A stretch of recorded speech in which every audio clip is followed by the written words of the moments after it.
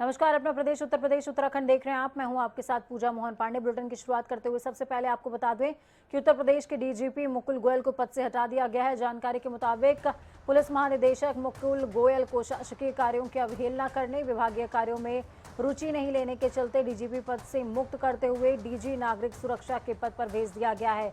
मुकुल गोयल इससे पहले काफी विवादों में भी रह चुके हैं। कुछ ऐसी घटनाएं घटित हुई जब उनकी कार्यशैली पर सवालिया निशान खड़े हुए। इसी कड़ी में साल 2000 में मुकुल गोयल को उस समय एसएसपी के पद से सस्पेंड कर दिया गया था, जब पूर्व बीजेपी विधायक निर्भय पाल शर्मा की हत्या हो गई थी। तो वहीं मीडिया रिपोर्ट्स की माने तो साल 2006 के कथित पुलिस भर्ती घोटाले में कुल 25 आईपीएस अधिकारियों का नाम सामने आता है, जिसमें मुकुल गोयल का नाम भी शामिल था। तो वहीं अब ADG law and order Prashant Kumar को कार्यकारी डीजीपी बना दिया गया है। प्रशांत कुमार नए डीजीपी की नियुक्ति तक कार्यकारी डीजीपी बनाए गए हैं। सूत्रों के मुताबिक डीएस चौहान यूपी के अगले डीजीपी हो सकते हैं। डीएस चौहान अभी डीजी इंटेलिजेंस के पद पर कार्यरत हैं। इसके अलावा आरपी सिंह, जीएल मीना और राजकुमार विश्वकर्मा का नाम भी डीजीपी की रेस में आगे चल रहा है। इस खबर पर ज्यादा जानकारी के लिए तौकीर किदवई हमारे साथ में लाइव जुड़ चुके हैं। तौकीर, मुकुल गोयल को पद से मुक्त कर दिया गया है। कार्यकारी डीजीपी के तौर पर प्रशांत कुमार कार्यरत होंगे, लेकिन सबसे बड़ी बात यह कि अब कौन? यूनिवर्सिटी के पद पर यूनिवर्सिटी के हिसाब से सीएम चुनाव आपको करना सबसे ज्यादा मजबूत दावेदार माने जा रहे हैं। और दूसरी तरफ जो प्रशांत कुमार है, फिलहाल ये भी माना जा रहा है कि उनको ही वो कार्यवाहक डीजीपी के तहत काम करेंगे और अभी कर सकता है डीजीपी के इलेक्शन साफ नहीं हो सकती है। और ये भी माना जा रहा है 3 से 4 महीने तक भी ये वक्त लग सकता है जिससे प्रशांत कुमार ऐसे डीजीपी कार्यवाहक के तौर पर नजर आएंगे। और उसके बाद अगर डीएस चौहान हो जाएगी डीजीपी पद के लिए, तब डीएस चौहान को ही फिर ये वापस डीजी पद पर बैठाया जाएगा। जिस तरफ जो मुकुल गोयल को लेकर जो चर्चाएं है वो माना जा रहा है कि समाजवादी पार्टी के करीबी रहेंगे, क्योंकि उनकी सरकार में पत्थर के कार्यरत थे। और इसके बाद लगातार ये पुलिस अधिकारियों को हिदायत लेटर को लेकर जो ऊपर का योग है उनको पसंद नहीं आया। उन्होंने कहा था कि कोई भी उनको हटाया गया है। ठीक है, बहुत शुक्रिया तौकीर हमारे साथ जुड़ने के लिए, हम जानकारी ग्राउंड जीरो से साझा करने के लिए। तो आपको बता दें कि कई ऐसे नाम हैं जो चर्चाओं में बने हुए हैं, जिनके नाम पर मोहर भी लग सकती है। फिलहाल कार्यकारी डीजीपी के तौर पर प्रशांत कुमार कार्यरत रहेंगे। उत्तर प्रदेश में प्रशासनिक व्यवस्थाओं की बागडोर अपने हाथों में लेने के लिए तैयार रहे प्रदेश के नौकरशाहों ने मुख्यमंत्री योगी आदित्यनाथ से मुलाकात की है। 2020 बैच के कई प्रशिक्षु आईएएस और आईएफएस अफसरों ने लोक भवन में राज्य के मुख्यमंत्री से भेंट करी। इस दौरान सीएम योगी ने सभी प्रशिक्षु अधिकारियों से उनके ट्रेनिंग कार्यकाल के संबंध में चर्चा भी की।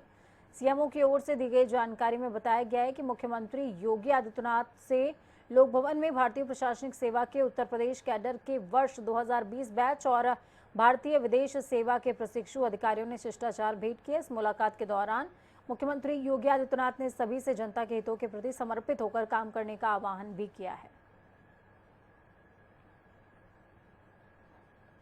वाराणसी के ज्ञानवापी मस्जिद मामले को लेकर कोर्ट में सुनवाई पूरी हो गई। कोर्ट ने मामला सुरक्षित रख लिया है। अब इस पूरे मसले में कोर्ट कल यानी कि गुरुवार दोपहर को 12 बजे अपना फैसला सुनाएगा। प्रतिवादी अंजुमन इंतजामिया मसाजिद कमेटी की तरफ से एडवोकेट कमिश्नर अजय कुमार मिश्रा को हटाए जाने की मांग को लेकर 3 दिन तक बहस चली है, जिसके बाद वाराणसी के सिविल जज सीनियर डिवीजन रवि कुमार दिवाकर ने 11 मई को फैसला सुरक्षित रख लिया था, माफ की जगह रख लिया है। और अब 12 मई यानी कि कल इस पर फैसला सुनाया जाएगा। परिसर जो विवादित परिसर है, बैरिकेडिंग के अंदर वीडियोग्राफी से रोका गया दरवाजे पर, उसको सुलभता उपलब्ध कराया जाए ताकि जो हमारी कमीशन की टीम है वो भीतर जा सके। इस पर सारे पक्षों को सुनवाई जो है माननीय न्यायालय के समक्ष हुई और माननीय न्यायालय ने कल के लिए आदेश को सुरक्षित रख लिया है। ऑर्डर के लिए रखा गया, आर्गुमेंट कंक्लूड हो गए दोनों साइड। मंदिर कल 12 बजे आएगा, कल 12 बजे के लिए रखा गया है जी। जी कंफर्म है। आर्गुमेंट्स बेतर्क की बातें की गई हैं मुस्लिम पक्ष के द्वारा, जिनको हमने अच्छे से आंसर कर दिया है। करीब 2 घंटे आज और 2 घंटे कल की आर्गुमेंट का निर्णय कल आ जाएगा, उसमें आपको स्पष्ट हो जाएगा कि एडवोकेट कमीशन समय से पूरी की जाएगी।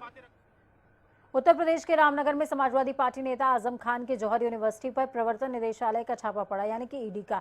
ईडी की टीम जांच के लिए लखनऊ से रामपुर जौहर यूनिवर्सिटी के कैंपस में पहुंची। प्रवर्तन निदेशालय की टीम तहसीलदार प्रमोद कुमार के साथ आजम खान की यूनिवर्सिटी गई हुई है, साथ ही राजस्व टीम भी मौजूद है। जानकारी के मुताबिक राजस्व टीम 250 बीघा शत्रु संपत्ति के मामले की जांच करने पहुंची है।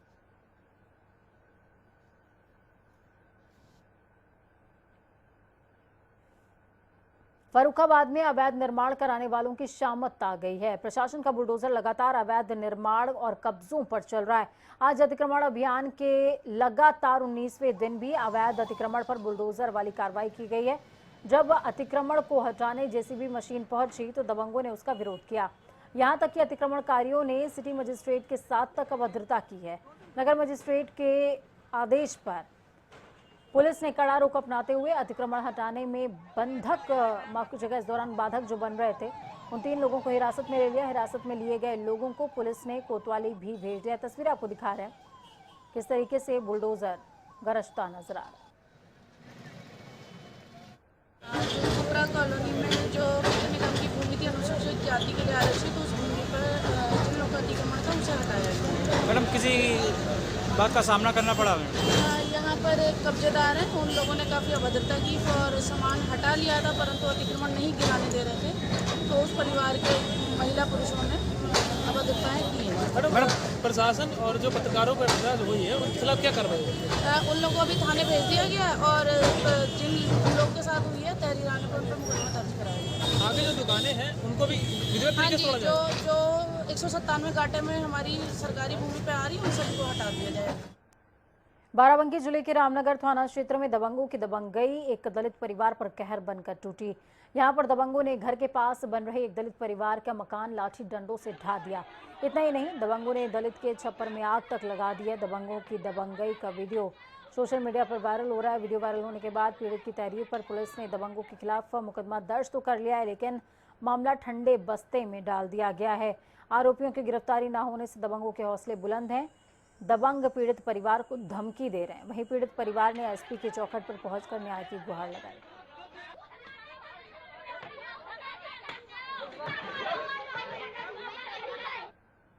तो वही अगली खबर ललितपुर जिले से, जहां पर बंदूक के नोक पर महिला के साथ दुराचार की घटना को अंजाम दिया गया।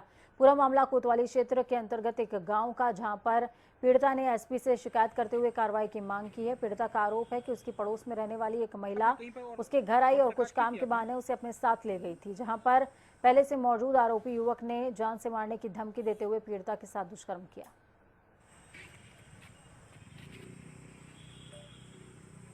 आपने कहीं पर और शिकायत की थी आपने?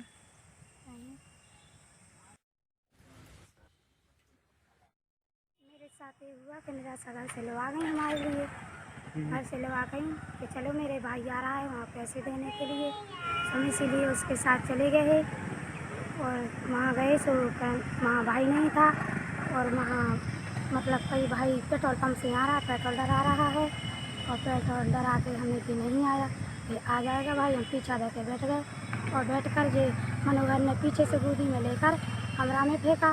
कमरे में निराशा ने मतलब पेट लगाया, उन्हें हाथ पांव जकड़ लिए और मेरा बलात्कार कर दिया। मैं चिल्लाने तो क्या कहते हैं कट्टा हना लिया मेरे सर पर। सरकार का मामला प्रकाश में आया है। इस संदर्भ में समस्त दोषियों के खिलाफ उचित धाराओं में अभियोग पंजीकृत कर लिया गया है। पूर्ण दोष के आधार पर शीघ्र ही दोषियों के विरुद्ध विधिक कार्रवाई की जाएगी। चंपावत उपचुनाव में मुख्यमंत्री धामी के नामांकन के बाद विधानसभा में अन्य दल भी अपनी हिस्सेदारी में लगे हुए हैं। इसी क्रम में आज चंपावत में कांग्रेस की प्रत्याशी चुनी गई निर्मला गैतोड़ी ने भी अपना नामांकन दर्ज किया। इस दौरान कांग्रेस के वरिष्ठ नेता यशपाल आर्य, भुवन कापड़ी, प्रदेश अध्यक्ष करण माहरा सहित कई पूर्व मंत्री और विधायक मौजूद रहे। नामांकन के बाद मीडिया से बात करते हुए निर्मला गैतोड़ी ने अपनी जीत का दावा किया है। निर्मला गैतोड़ी का कहना था कि मुख्यमंत्री के सामने वो पूरी शक्ति से चुनाव लड़ेंगी।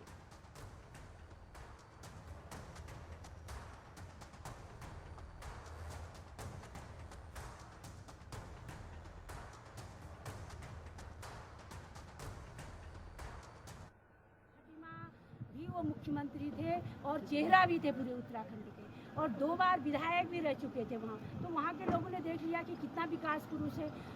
ये कहते हैं कि हमको ये चिंता है। मैं चंपावत की जनता को भी संदेश देना चाहती हूँ कि भाजपा की विधेयक है कि मुख्यमंत्रियों को बदलना, उनके लिए मुख्यमंत्री बदलना कोई बड़ी बात नहीं है। पिछली बार 3 बदले, इस बार 5 बदलेंगे। और हम अगर हमारे मुख्यमंत्री जी बदले गए तो हमारे चंपावत के लोगों के पास क्या रहेगा? हम अपने को ठगा महसूस करेंगे कि विधायक भी हमारा यहाँ का नहीं रहेगा। तो मजबूत महिला है और जो है कि जमीन से उठी हुई महिला है, और मुझे लगता है कि आज जरूरत है, महिला मतदाताओं की संख्या भी ज्यादा है, और आज जरूरत है एक ऐसी महिला की जो पहाड़ की महिलाओं की जो असली परेशानी उसको समझ सके और उसको सदन में उठाकर उन महिलाओं के लिए कुछ मजबूत काम कर सके। तो इसलिए मुझे लगता है कि बहुत अच्छा चुनाव रहेगा, और आप लोगों से कहूँगे कि भाई आप भी चुनाव में बराबर भागीदार रहेंगे, और आचार संहिता का उल्लंघन और सरकारी प्रशासन का दुरुपयोग जो होगा उसमें भी हमारे साथ मिलकर आप भी जरूर उस बात को उठाएं। कांग्रेस के लिए कठिनाई नहीं है। एक तो सशक्त महिलाएं हैं, जैसा आपने भी कहा। मेरी इंस्ट्रक्टर रही हैं मैं मनरेगा की, और पुरानी यहाँ की जिलाध्यक्ष भी रही हैं, और सरकार जब थी तो वो राज्य मंत्री भी रही है। रही बात मुख्यमंत्री की मजबूती की, बगल में भी मुख्यमंत्री जी 10 साल तक विधायक रहे, और मुख्यमंत्री रहते हुए हमारे छोटे भाई भुवन कापड़ी ने उनको हराने का काम किया है। और बीजेपी की हालत खराब है। मनोज तिवारी जी से हारे हुए व्यक्ति को यहाँ उन्होंने प्रभारी बनाया, हमने मनोज तिवारी जी को प्रभारी बनाया। नामांकन प्रक्रिया समाप्त होने के बाद कांग्रेस ने मुख्य निर्वाचन अधिकारी कार्यालय में दस्तक दी, जहां पर सीईओ उत्तराखंड को चंपावत उपचुनाव में बीजेपी प्रत्याशी मुख्यमंत्री पुष्कर सिंह धामी का नामांकन निरस्त करने की मांग की गई। कांग्रेस के प्रदेश महामंत्री विजय सारस्वत का कहना है कि मुख्यमंत्री ने नामांकन के समय भाजपा के चिन्ह वाला अंगवस्त्र पहना हुआ था, जो कि सीधे सीधे आदर्श आचार संहिता का उल्लंघन है। प्रदेश में चूंकि चुनाव चल रहा है चंपावत में, सारी अफसरशाही जो है सरकार के सामने नतमस्तक कहिए या प्रभावहीन है। अभी परसों नोडल अधिकारी की जब यहाँ पे इन्होंने उनको ऑर्डर करके भेजा तो दसोरी जी ने ठीक कहा कि आपने उनको तो हटा दिया, लेकिन जिन व्यक्ति ने वो ऑर्डर किए थे उनके खिलाफ क्या कार्रवाई की? अब आप दुपट्टा पहन के भी प्रदेश को दिखाना चाहते हैं कि ना आप संविधान को मानेंगे ना आचार संहिता को मानेंगे। तो हम अब दिल्ली जाएंगे। रेड क्रॉस सोसाइटी सचिव नरेश चौधरी ने ऋषिकुल स्थित जंबो वैक्सीन सेंटर पर बूस्टर डोज को लेकर के जानकारी देते हुए बताया कि ऋषिकुल जंबो वैक्सीन सेंटर 24 घंटे काम कर रहा है। उन्होंने बताया कि 60 साल से ऊपर की उम्र के काफ़ी लाभार्थियों को बूस्टर डोज लगाई जा चुकी है। उन्होंने जानकारी देते हुए बताया कि 18 साल से 60 साल की एज ग्रुप के लोगों को भी बूस्टर डोज लगाई जा रही है।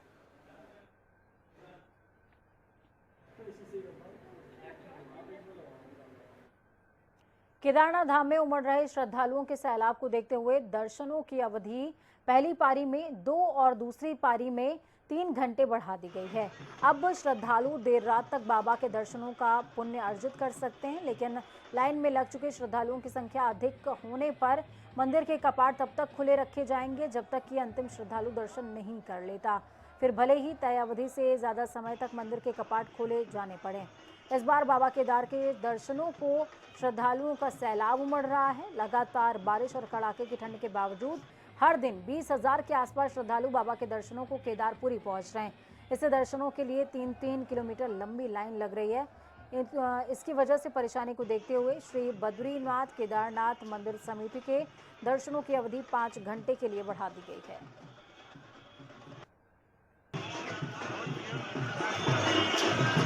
केदारनाथ की पावन धरा के आपको दृश्य दिखा रहे हैं, जिसमें आप देख पाएंगे कि जहां तक आपकी नज़र जाएगी वहां तक तमाम जो श्रद्धालु हैं उनकी भीड़ नज़र आएगी।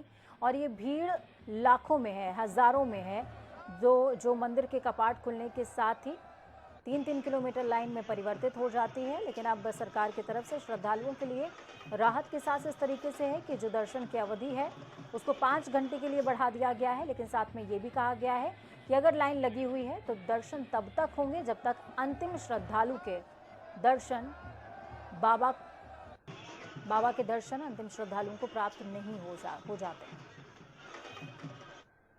तो वहीं हरिद्वार में वेतन बढ़ाए जाने, कर्मचारी बीमा निधि और पीएफ की मांग को लेकर मंगलौर नगर पालिका पर आउटसोर्स सफाई कर्मचारी अनिश्चितकालीन धरने पर बैठ गए हैं। उन्होंने ठेकेदारों पर मनमानी किए जाने का आरोप लगाते हुए जमकर प्रदर्शन किया। सफाई कर्मचारियों ने वेतन बढ़ाए जाने और सफाई कर्मचारी वेतन भत्ते दिए जाने की मांग कर रहे हैं।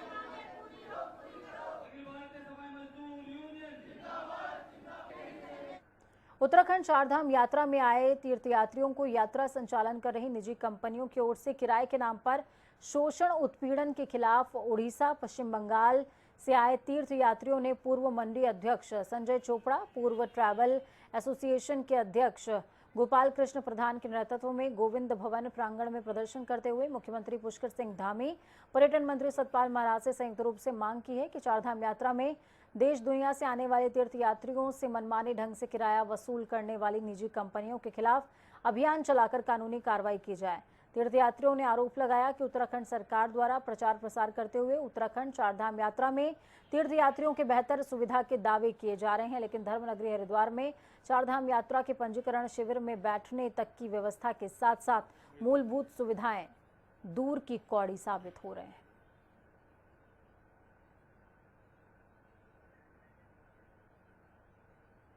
अवैध खनन को लेकर प्रशासन और खनन विभाग लगातार कार्रवाई कर रहा है। टीम ने बेताल घाट स्थित स्टोन क्रशर और खनन पट्टों पर छापेमारी की है, जहां पर अवैध खनन का कारोबार किया जा रहा है।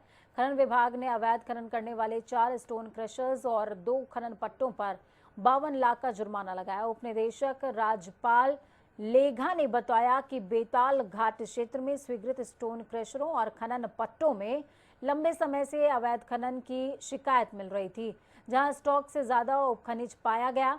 उसके बाद 4 स्टोन क्रशर्स पर 44 लाख रुपए और 2 खनन पट्टों पर 8 लाख रुपए का जुर्माना लगाया गया है। जिला पूर्ति अधिकारी के अग्रवाल ने तहसील हरिद्वार स्थित कार्यालय में बायोमेट्रिक राशन वितरण प्रणाली को लेकर विस्तृत जानकारी देते हुए बताया कि जनपद हरिद्वार के तमाम सरकारी राशन की दुकानों को ऑनलाइन कर दिया गया है और सभी को बायोमेट्रिक पद्धति के द्वारा राशन वितरण के लिए दिशा निर्देश भी जारी कर दिए गए। सभी को सही से राशन देने की बात कही।